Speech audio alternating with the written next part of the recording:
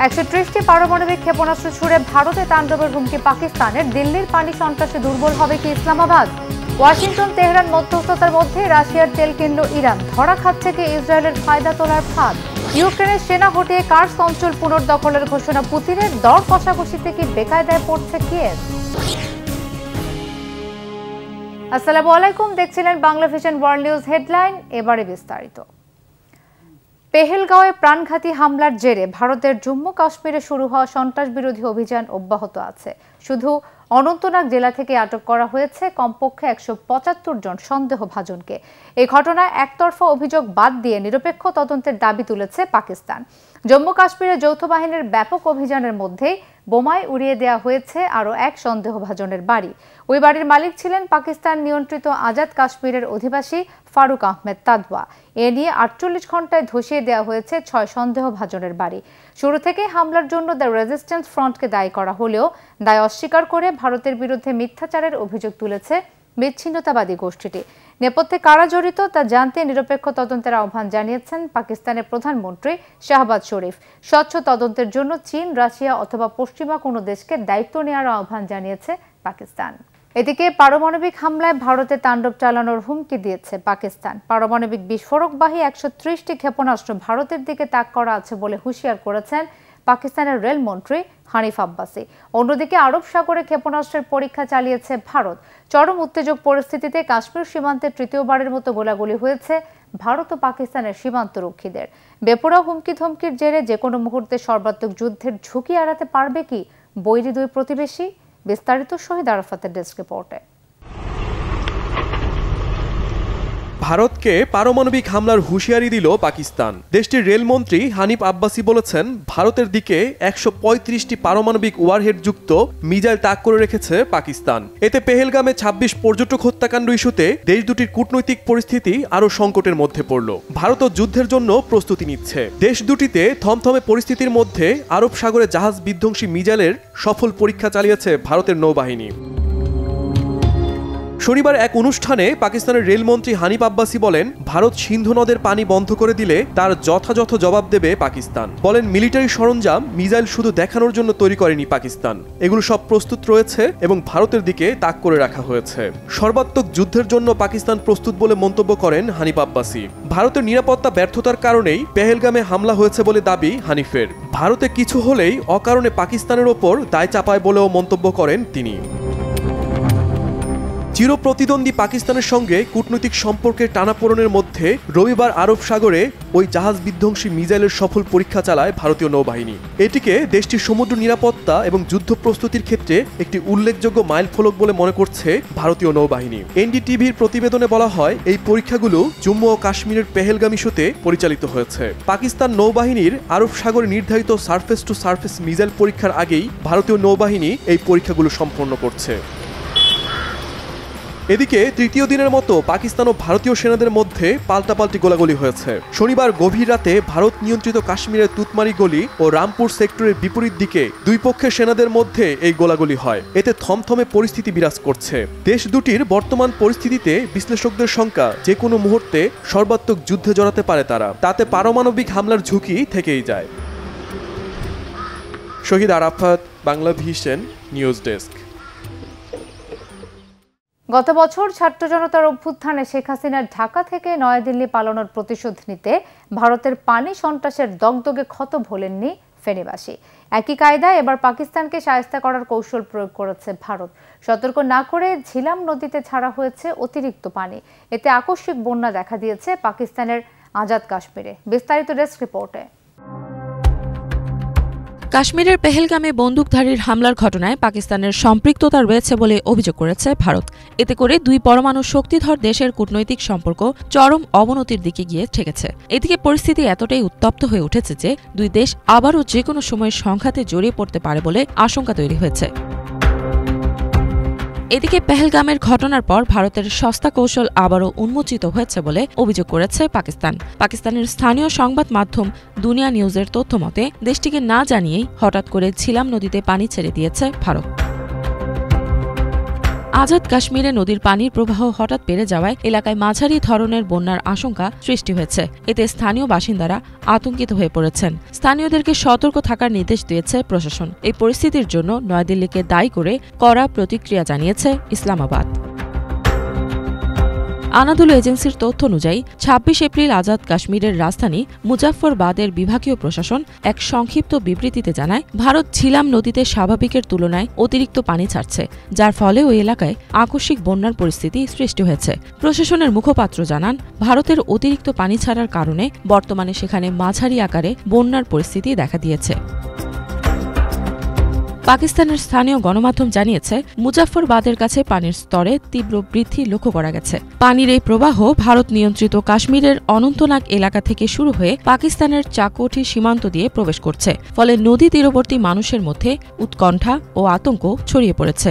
এদিকে স্থানীয় প্রশাসন হাটিয়ান বালায় পানির জরুরি অবস্থা জারি করেছে। পাশাপাশি নদীর আশেপাশের এলাকায় বসবাসকারী লোকজনকে মসজিদে মাইকিং করে সতর্ক করা হয়েছে।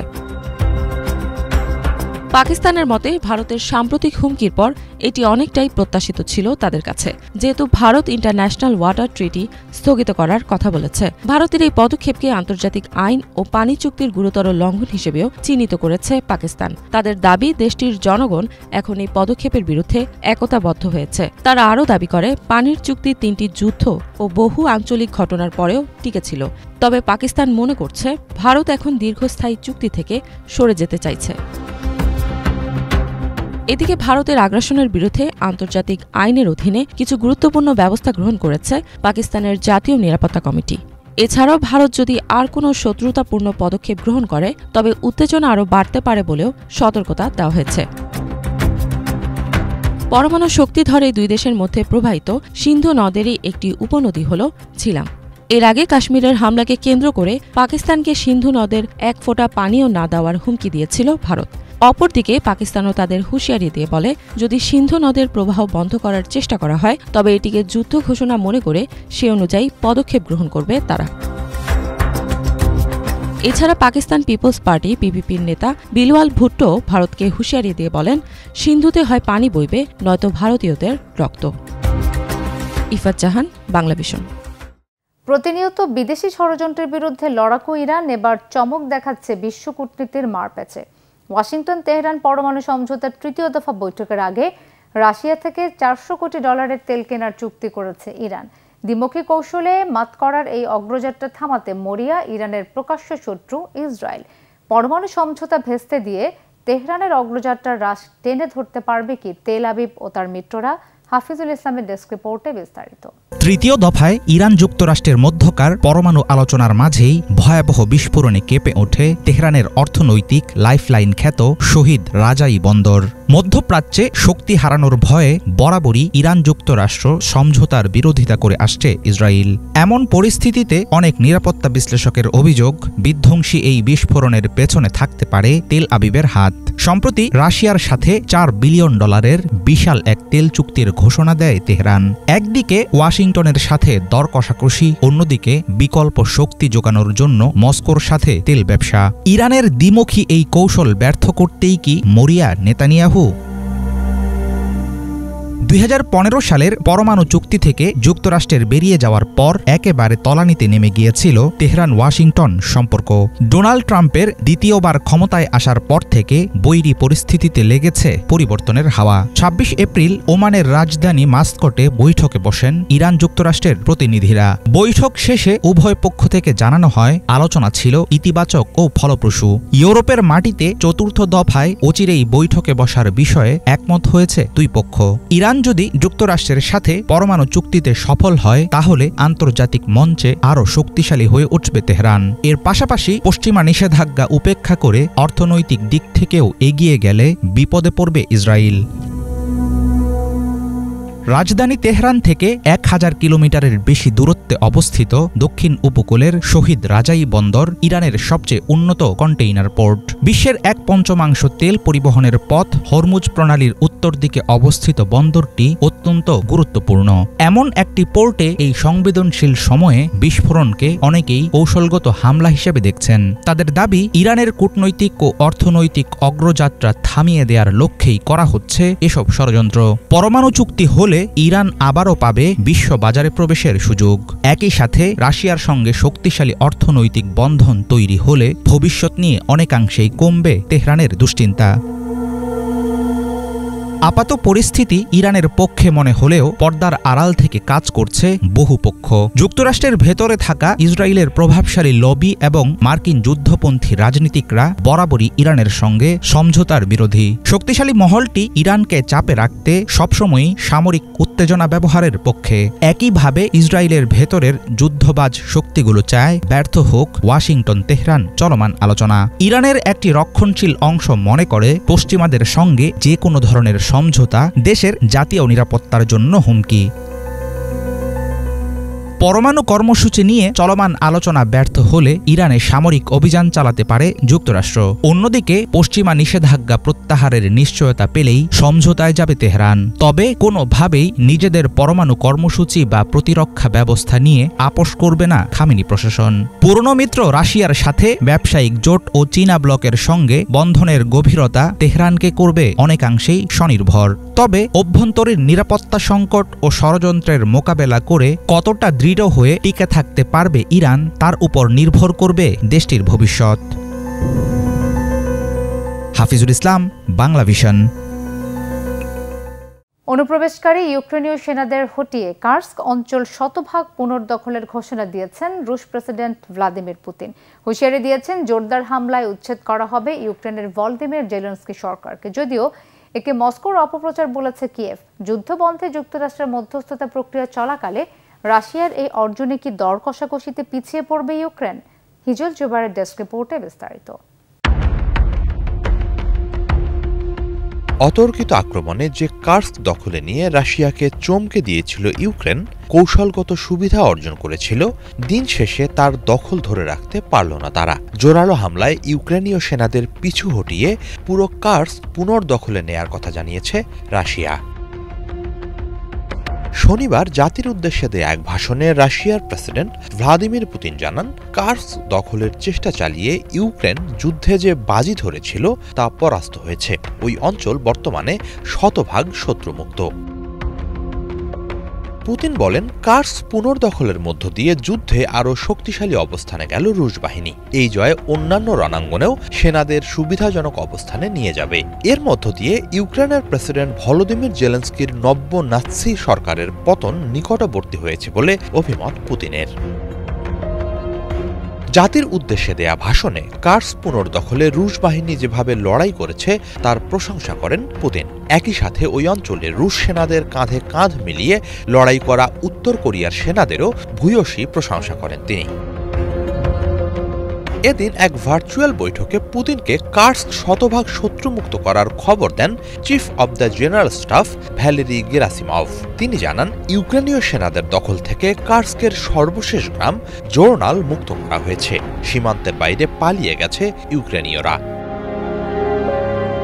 গত বছরের আগস্টে অতর্কিত হামলা চালিয়ে কার্স্কের বিশাল অঞ্চল দখলে নেয় ইউক্রেনীয় সেনারা। এরপর থেকেই ওই অঞ্চল পুনর্দখলে নিতে তুমুল আক্রমণ চালিয়ে আসছে রুশ বাহিনী।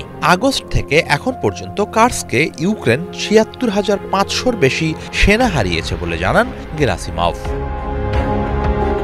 তিনিও কার্স্কের যুদ্ধে রুশ বাহিনীর পাশে থাকার জন্য উত্তর কোরিয়ার সেনাদের বিশেষভাবে ধন্যবাদ জানান। তাদের অসম সাহসিকতা ও বীরত্বের প্রশংসা করেন। মূলত গত বছরের ডিসেম্বরে একটি কৌশলগত অংশীদারিত্ব চুক্তির ভিত্তিতে কার্স্কে সেনা পাঠায় উত্তর কোরিয়া। ওই চুক্তি অনুসারে একে অপরকে সামরিক সহায়তা করতে পারবে রাশিয়া, উত্তর কোরিয়া। যুক্তরাষ্ট্রের তথ্য মতে ইউক্রেনের বিরুদ্ধে লড়তে কার্স্কে ১২,০০০ সেনা পাঠায় পিয়ংইয়ং। তবে মস্কো বা পিয়ংইয়ং এ ব্যাপারে কোনো মন্তব্য করেনি। এদিকে কার্স্কে পরাজয়ের মধ্য দিয়ে ইউক্রেনীয় বাহিনীর মনোবল ভেঙে পড়েছে। দোনেৎস্ক প্রধানের ঘনিষ্ঠ সহযোগী ইগর কিমাকোভস্কি জানিয়েছেন, কেবল কার্স্ক নয়, এরই মাঝে অন্যান্য রণাঙ্গনের সম্মুখভাগেও ভেঙে পড়েছে ইউক্রেনীয় বাহিনী। বিশ্লেষকরা বলছেন, কার্স্কের নিয়ন্ত্রণ হারানোয় আগামীতে যে কোনো সমঝোতা চুক্তির ক্ষেত্রে ইউক্রেন যে সুবিধা পেতে পারত সেই সুযোগ হাতছাড়া হয়ে গেল। এখন রাশিয়া আরও আত্মবিশ্বাসের সাথে যুদ্ধ চালিয়ে যাবে। সমঝোতার টেবিলে আরও কোণঠাসা হয়ে পড়বে ইউক্রেন। হিজল জুবায়ের, বাংলাভিশন। কানাডার ভ্যাঙ্কুভার শহরে ভিড়ের মধ্যে গাড়ি উঠিয়ে অন্তত 9 জনকে হত্যা করা হয়েছে। আহত অনেকের অবস্থা গুরুতর। আটক করা হয়েছে গাড়ি চালককে। কানাডার জাতীয় নির্বাচনের মাত্র একদিন আগে স্থানীয় সময় শনিবার রাত 8টার দিকে প্রাণঘাতী এই ঘটনা ঘটল। এর সাথে সন্ত্রাসবাদী হামলার কোনো যোগসূত্র নেই বলে নিশ্চিত করেছে ভ্যাঙ্কুভার পুলিশ বিভাগ। কানাডায় বসবাসরত ফিলিপাইনের নাগরিকরা তাদের ঐতিহ্যবাহী উৎসব লাপু লাপু ডে উদযাপনের সময় রাস্তার পাশে ভিড়ের মধ্যে একটি স্পোর্টস ইউটিলিটি ভেহিকেল বা এসইউডি উঠিয়ে দেন এর চালক। পরে গাড়ি চালক পালানোর চেষ্টা করলে ঘটনাস্থলে উপস্থিত জনতা তাকে ধরে ফেলে। ভ্যাঙ্কুভারের অধিবাসী 30 বছর বয়সী ওই পুরুষ চালকের সাথে আর কেউ জড়িত নন বলে জানিয়েছে পুলিশ। আহতদের স্থানীয় হাসপাতালে চিকিৎসা দেওয়া হচ্ছে। এই ছিল আজকের মতো। সাথে থাকায় ধন্যবাদ সবাইকে।